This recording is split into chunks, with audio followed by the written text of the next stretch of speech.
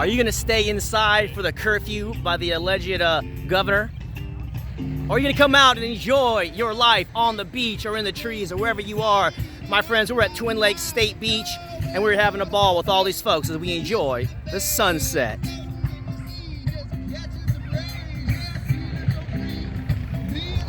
Hey everyone, David James Rodriguez here. Welcome to the Freedom Lover Show. We're building a voluntary world, one relationship at a time, and we are fortunate to have the Funky Fathers and the Freedom Foundation there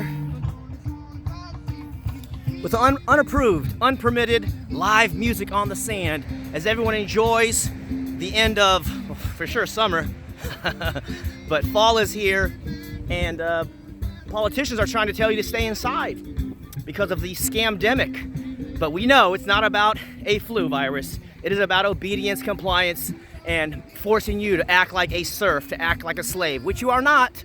And so what will you do? This is kind of a question. If you were alive during the Nazi time or during the enslavement of slavery of other people on the planet, what would you do? Would you obey, which is easy, or would you not comply? Because this is about encouraging you to not comply. Why would you want to comply if you know what compliance leads to? So I have to come with you not live tonight on Facebook, but through recorded, because Facebook banned me from writing a meme about Hitler, which said, "I'm not afraid of one person with a mustache, I'm afraid of all the order followers who obey him." And we're in the same boat, my friends. Are you going to obey the governor, the board of supervisors, the mayor, the council people? Who? Are you going to follow your own moral code and compass to differentiate between right and wrong? And some of you know the idea of voluntarism. The only wrong is harming someone or their property. And a right is anything other than that. So do as you wish, but don't harm other people, because that's no good. That's harming them. It's going to hurt people. But other than that, most the government does is imprison victimless crimes or perpetuators of victimless crimes. And that's why 60% of people in the private industrial prisons are for victimless crimes. Drug addiction isn't a crime, it is a health condition, it's a medical problem. So we gotta start building the world that we desire, my friends. It's not gonna come from politicians. Politicians is downstream of culture. So that's why we're out here having live music on the beach, having film screenings, and discussing ways to expand our consciousness and increase our freedom, decrease the tyranny on the planet.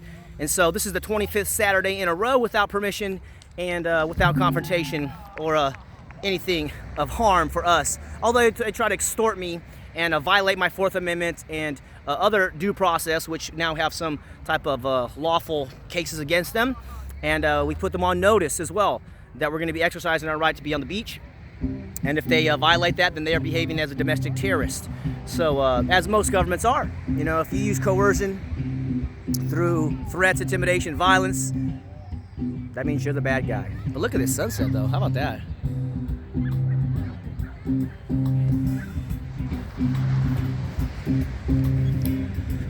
So, be free, my friends, this Saturday, November 21st. Gather with as many people as you like on Thanksgiving and on Christmas.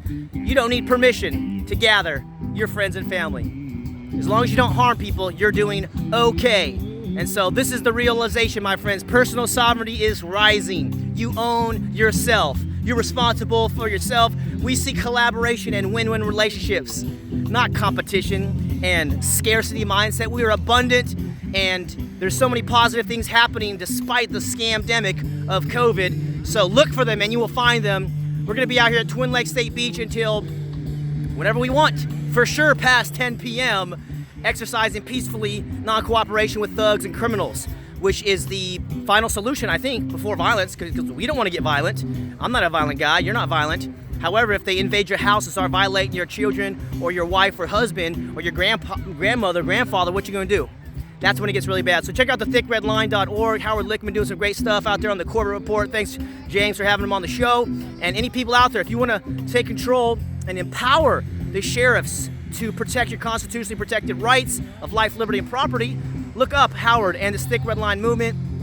and starting to catch some steam, because we start to realize this whole thing is not going away until we make it go away.